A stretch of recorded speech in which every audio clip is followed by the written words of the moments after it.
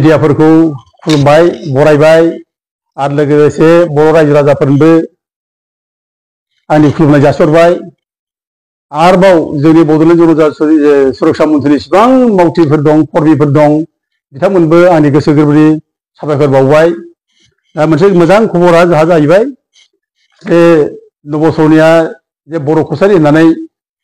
गावखौ थगायनानै tribal certificate लादोंमोन आरो बे सार्टिफिकेटखौ लानानै जों जावले जावले चेलेन्ज खालामबाय हादों। 2000 मायथाइनिफ्राय 2014 बेनिफ्राय जोङो जुजिबाय हादों। जुजिनानै नै थांनाय माबायावनो अर्डार दंमोन बिनि माबाखौ सार्टिफिकेटआ केन्सेल जाबाय होननानै स्कुटिनि कमिटिनिफ्राय बे आरो लोगोसे 2023 नि 28 फेब्रुवारि बेवबो जों केस होनायनि गेजेरजों सनियाफोरनि सार्टिफिकेटखौ इनभेलिड सोलिला होनना बुंनाय जादोंमोन। जे बिसोरनि जानाय सार्टिफिकेट जायनाखि लानाय बियो खुनु खामानियाव सोलिला, साख्रि बाख्रिबो मोनलिया, बेजों जिखुनु बेनिफिट मोनलिया, एमएलए एमपि दारायनो हाला, एमसि दारायनो हाला। बे रोखोम मोनसे 2023 नि जायनाखि 28 फेब्रुवारियाव अर्डार होनाय बेजों रोखा जाबायमोन। खिन्थु नैबे सिकिउरिटि कमिटिनि जायनाखि अर्डार स्पिकिं अर्डार आसाम गभर्नमेन्टआ होनाय बेखौ नबसरनिया थांनानै हाइकर्टआव आपिल खालामनायदों। ओमफ्राय बे हिसाबै थांनाय 27 थारिखखालि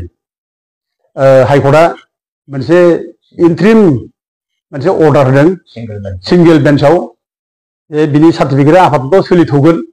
ओरै होनना बुंदों। अबसे बिनि सार्टिफिकेटखौ केन्सेल खालामखाबाय थेवबाबो सोलिथ'गोन होननानै सिंगेल बेन्चआ बेखौ माने अर्डार होना होदों। दा बिनि उनाव नै आसाम गभर्नमेन्टनिफ्राय बाव एडभकेट जेनेरेलआ थांनाय सुनिबार खालि मोनसे आरोबाव चेलेन्ज खालामबावबाय, पिटिसन होबाय। पिटिसन होनानै नै दिनै बिसार जाबाय। मैया बिसार जादों। मैया बिसार जानायनि उनाव मैयाथ' जेबो अर्डार होआखिसै, राय होआखिसै, रिजार्भ लाखिबाय अर्डारखौ। ओमफ्राय दिनै अर्डार होबाय। दा जानाखि 27 थारिखआव नबसरनिया मोनसे इन्ट्रिम मोनसे अर्डार मोनदोंमोन आपातत बिनि सार्टिफिकेटआ सोलियो आरो बेजों MLA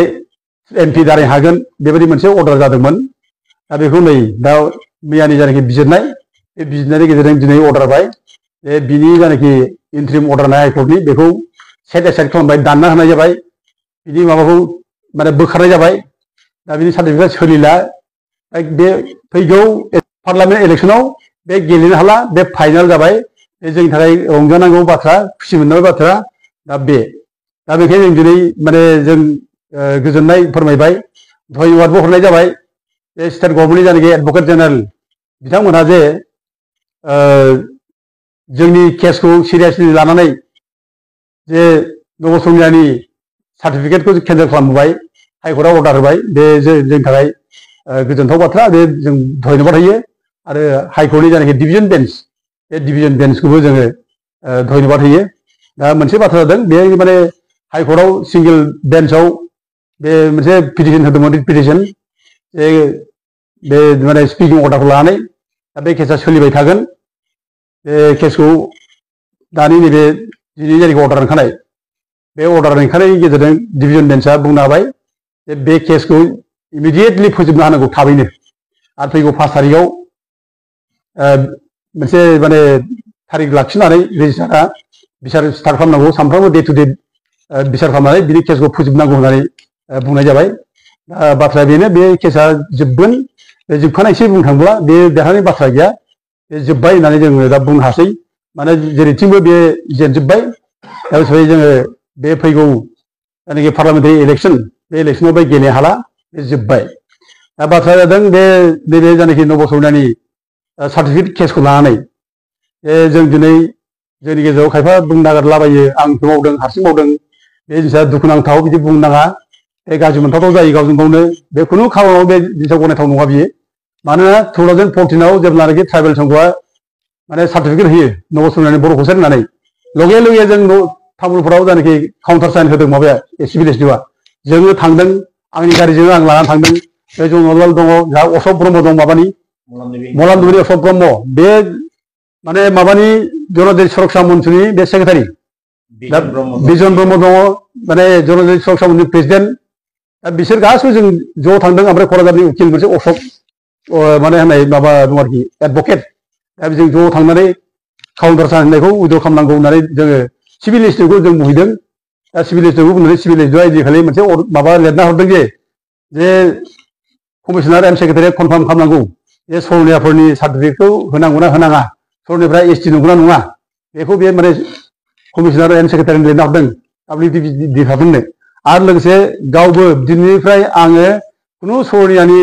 caste certificate counter sign खालामला होननानै लिरना होदों दा बे दरखास्तखौ जोङो जनरल दान नामाव होनाय जादों बिनि नामाव होनाय जादों दा गतिके खामानि मावनायाव जनरल सुरक्षा मन्थ्रिनि गासैबो माबाफोर थांनायखौ मावनाय जादों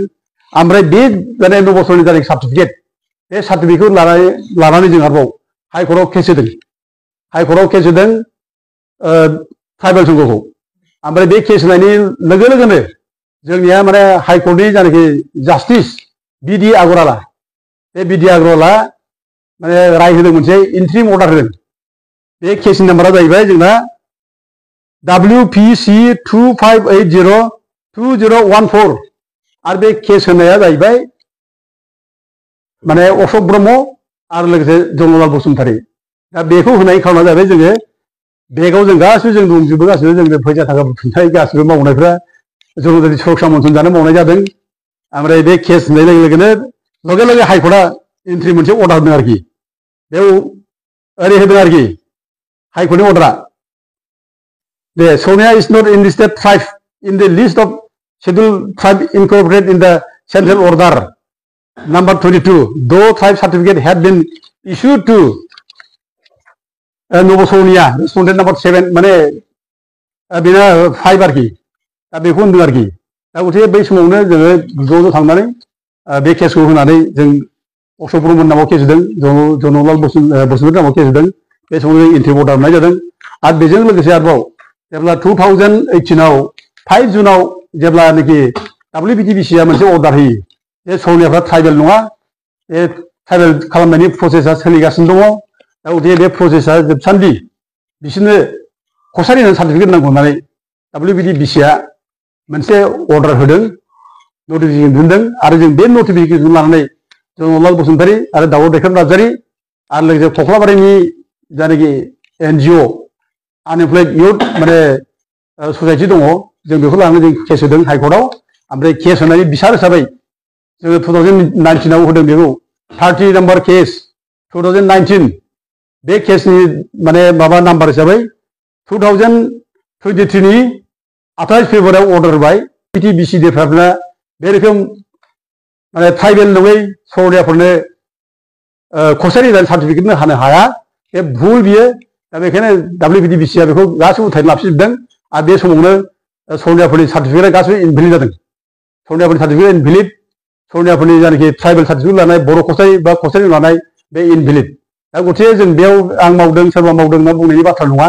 बे केसनि नाम्बारखौ नायबानो जायो बेयाव सोर सोर दङ दा बे सिकिउरिटि कमिटियावबो जों जेब्ला साबमिट खालामो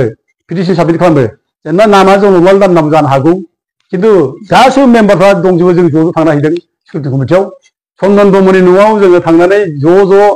माने रायलायहैदों बिनि न'आवनो ओंखाम जालायदों बिनि न'आवनो बिदा बिगिखौ लेंहरनानै रायलायदों आरो चन्दन ब्रह्मनि न'आव थांनानै जुदि जोङो रायलायहैयाबा बे चन्दन ब्रह्मआ जुदि नन फ्रि जानानै बे सिकिउरिटि कमिटिखौ जुदि कनस्टिटिउट खालामना होबा दानना होआब्ला बे हारसिं सोरबा जों बुंनानै सोरबा बुंनानै दाया बियो बे भुल बियो बिदि नङा बे चन्दन ब्रह्मनि बे बुंनायावसो अर्डारनायावसो बे दादों बे स्पष्ट खोथा आरो चन्दन ब्रह्मआ बे जायनाखि मन्थ्रि जायो बे समावनो 2018 आव जायनाखि 5 जुनाव जायनाखि अर्डार होदों बे अर्डार होनायनि बेरेखा जों केस होयोब्ला चन्दन ब्रह्मआ रागा जोंगौमोन बोराबगौमोन आरो बोराबदोंबो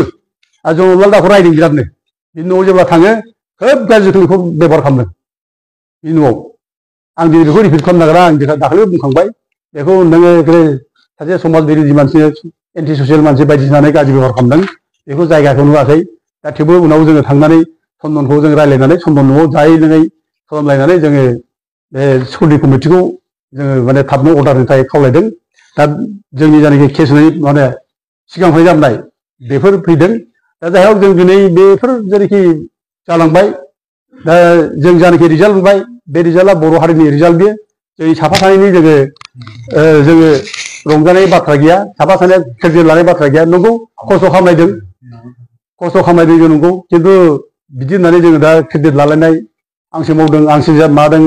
बे होननानै बुङोब्ला बे लासिंसिं जायो अपमान जायो आरो मानसिफ्रा रायखोमानो स्कप मोनो जों बिदि रायखोमा जाथावथाव खामानिखौ जों मावनो नाङा मानोना दुनियानो मिथिगौ बिटिसि एरियानि ज' बर' दं मिथिगौ जों बेसेबां मावबोदों जों बेसेबां खामानि मावबोदों मा केस होआ जोङो सुप्रिम कर्टआव केस दाबसिमबो दं जोंहा नांजानाय दा थाखा दाहारबो दाबो दं जोंहा सुप्रिम कर्टआव लायनाय आरो जनरल दाया गावनो लायदों थाखाखौ मिलन कुमार ब्रह्मनाव 2 लाख थाखा लायदों आं सुख'बाय 1 लाख आरो दंबायो बेखौ जों सुख'नो आं जुदि सुख'आब्ला दायथ' लायाब्ला दा बेबायदि जोंहा गोबां खामानि दं दा बेखायनो जोंनि क्रेडिट लालायनानै बे जुजिलायनायनि बाथ्रा नङा बियो आरो मावनांगौ दंबायो मावनांगौ नङा जाहैबाय दिनै सरनियाफ्रा ट्राइबेल सार्टिफिकेट लानानै माने हयथ' फैगौ लकसभा इलेक्सनाव कन्टेस्ट खालामनो नाजानो हागौ दा जों बेखौ साखाफारा जानानै थाखानांगौ बिसोर होबथानो थाखाय आरो लोगोसे MLA माने इलेक्सनावबो बिसोर नाजानो हागौ